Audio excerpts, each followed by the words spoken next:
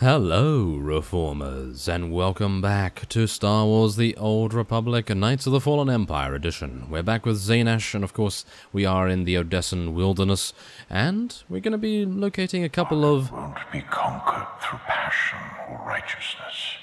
He has emptied himself of weaknesses, like sentiment and morality. Oh, we're hearing from Darth Maul there a little bit. Okay, so apparently that is what is going to happen throughout this entire chapter. A little bit irritating, I have to say, especially for me as I'm recording. But yeah, so obviously it is, in my opinion, a lot better than the previous chapters, so I'm not going to complain. I'm not going to complain about that, of course. But otherwise, we're going to be trying to find some secret items before... Obviously, I was interrupted by Darth Maul, but... Let's see whether he says anything now. No? No, there was just a basic switch. Okay. Well, that's okay, I guess. And we have reached the second item. I decided to cut away there because, well, there's a lot of traveling and fighting in between, so let's see. What is that? That seems like that's an Isotope X. Or an Isotope 10 fusion core? Either way. Well, let's see what actually happens now. We do need to head on over there. Oh my. Okay, so can we... Yes, we can jump. He stole his empire through deceit and murder. He's accustomed to the dark. You must strike where he's blind. From within. Oh, I see. So we're getting a little bit of advice there from Darth Maul. He's saying, oh, strike from within. Well, of course. That is where our power comes from, and of course our exuding hatred of everyone, as Zainash, of course, but yeah, we do need to work together a little bit more than maybe we worked before. Obviously we did have companions, and I guess we're treating the Alliance as our new companions. So, well, there is that to consider, of course. So, otherwise, these Shadestalkers aren't actually posing that much of a threat, and they actually seem to die pretty easily, but unfortunately we have this. They are attempting to eat my face. Not particularly happy about that. We're locating quite a few of the secret items already, and there's only 3 remaining, or at least there are only 3 enemies. Enemies? No, 3 areas remaining. So, can I actually stealth here? It will not be enough to defeat Arkan. His eternal throne and the fleeted commands are the greatest threats our galaxy has ever faced.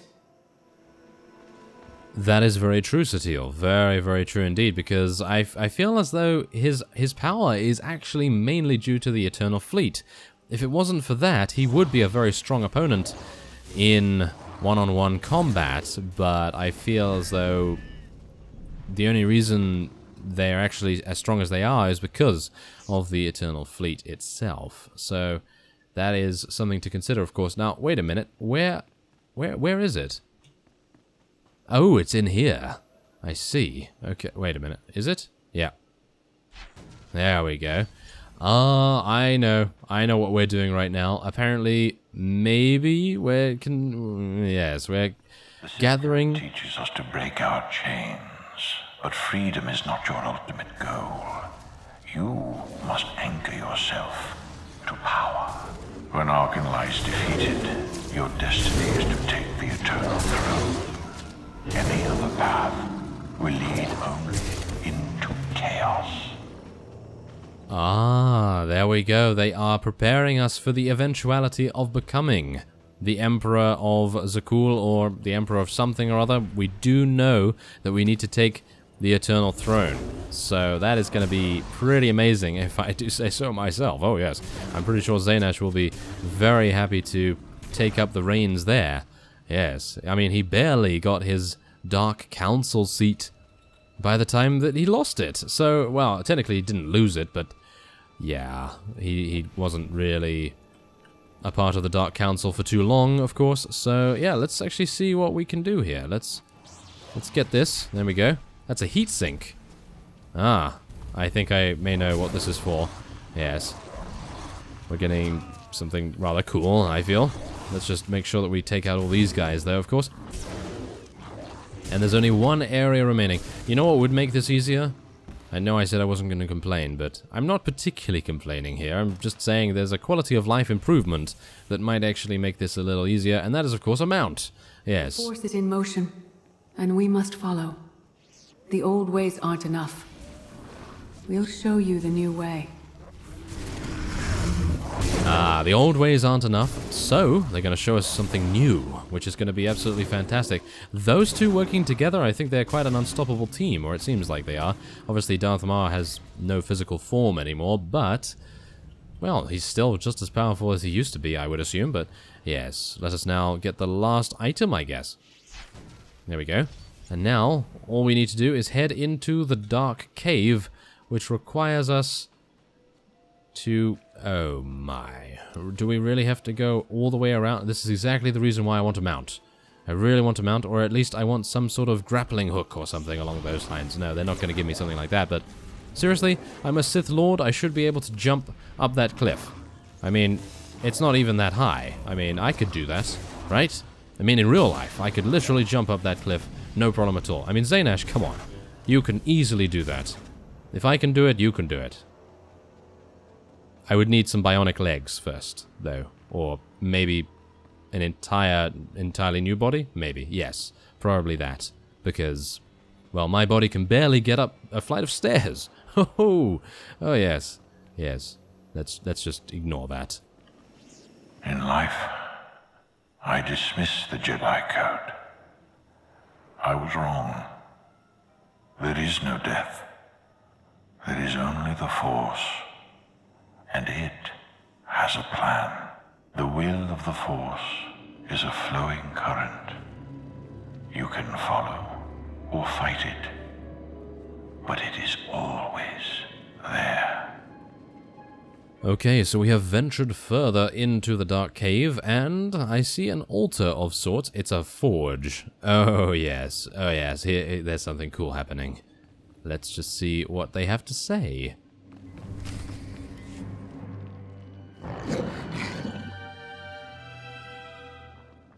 Tick tock, tick tock, tick tock. Tell me, do you believe in the future? I have a future, Valen, but you don't. Just the way I like it. Oh, okay. Apparently we're fighting Valen now. Okay, so we have previously fought Arkan, and of course we just fought Valkorion in the previous episode, so I guess it was only logical that we would actually fight her at some point. It's actually a little bit weird because, well, we've never fought her before, which is kind of strange because we fought Arkan many times. We actually did fight technically with Valkorion, kind of, before, but Valen, no, she's actually stayed out of the limelight most of the time, so I guess this is going to be one of those times where we're going to be having a fun old time, and we'll see how slowly she actually dies. It's going to be quite a long time, I feel, before she actually falls before us, but, well, I feel as though it's actually a rather nice fight anyway, because we actually get to see some of her abilities if we actually get to be fighting her later on.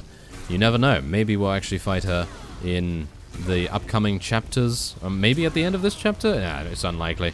Absolutely unlikely, because we do have a fight here. Even if this is an illusion, I would say that the illusion is no doubt going to be rather accurate in terms of the amount of abilities and the amount of damage and maybe the amount of health she has. 315,000 HP, that's really nothing to be too concerned about, I would say. Not for us at least, but yeah, it still takes a pretty long time to die, so I guess that's kind of unfortunate, but, well, what can you do? I guess we could just literally run around and she wouldn't do any damage to us. As you can see, look at that. That is kind of hilarious. She is using... Ooh! Oh, okay, she's actually using some pretty nice abilities here now, though. So, probably not a good idea to give her the range. Yeah. So, that's exactly what I learned there. Yeah? I learnt, do not give Valen any range. Stay reasonably close to her, and just continue dealing damage as much as you can, of course. Obviously, yeah, she's still able to deal significant damage, and we do have the Wilderness Survival Backpack, which I gotta say is pretty amusing, and kind of insulting at the same time, considering we are a Sith Lord, and surely we have enough... Well, I guess Valkorion was kind of correct in that respect, where Valen is very powerful, but we are no match for her. I mean, seriously, we're no match for her without using our survival gear for some reason. All I need now is some kind of fire starting kit and a tent in my backpack, and then it will be complete, I guess.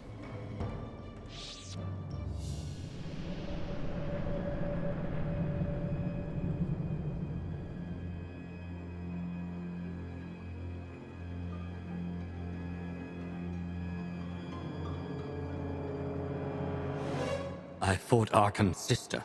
Valen was right here. No, that was merely a warning, a vision. A bond to the Force as intense as yours brings with it powerful insight. Heed what you saw. Behind Arkan stands Valen, and behind her, many others. They will all try to stop you. The weapon you wield was built for a different war, a different enemy. It no longer serves you. It must change, as you have. You want me to build a new lightsaber? You will create a pure extension of the Force's will. One you alone control. With it, you can unite 1,000 stars. We offer to add our strength to yours, but you must be the guiding hand. Focus the power and decide what form it takes. I'm ready when you are.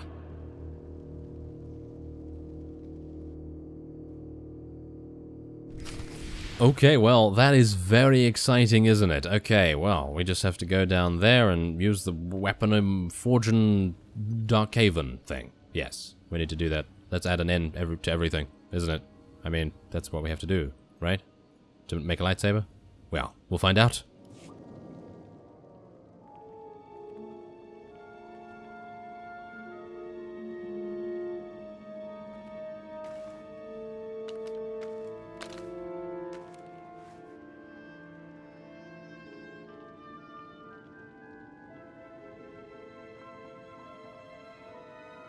There's no loss I can't survive.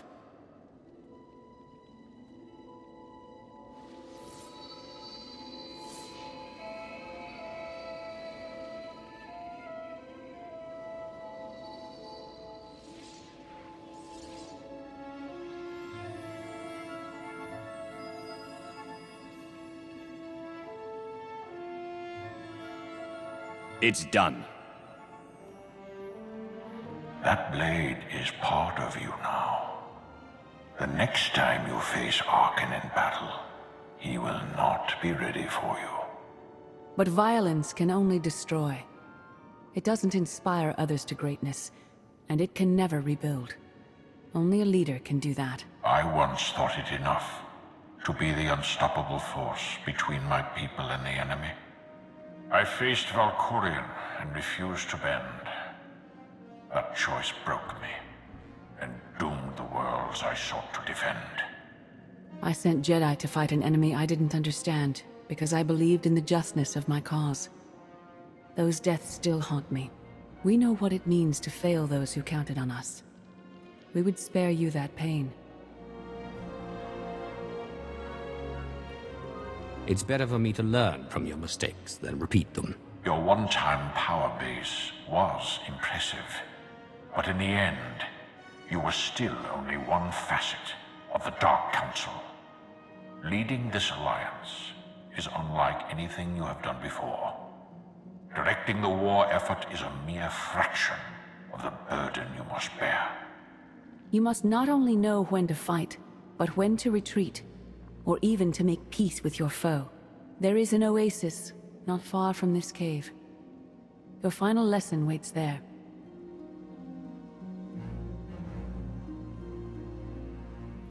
My final lesson? Okay, but we do get this, which is absolutely amazing. Oh, it's about time that we get a new lightsaber, isn't it? I mean, seriously, this is the one that we picked up when we arrived on Odessen. It's a level 60. I mean, seriously, come on now. Constructed in the wilderness of Odessen, this unique weapon has special properties that make it significantly more powerful when facing Arkan in battle. And, of course, it doesn't actually do that badly against anyone else either, as you can see. So, we're going to be taking this. Yes, we are going to be taking that. I'm going to make sure that I'm taking the right one. Thank you very much. Oh, yes, there we go. Okay, thank you for that. Let's wear it. Ooh, yes, yes. That's exactly what we like to see, isn't it? I mean, seriously, that's just great. And it also grants special abilities based on your decisions. I can't wait to see what that actually does. But for now, we're going to be ending this episode off here, and we're going to be exiting the Dark Cave and entering the Oasis Cave. Apparently there's a lot of exiting and entering going on here, and there's a lot of caves, too. So I guess next time on Cave Edition, we're going to be entering another cave. So I thank you very much for watching, and I will see you next time.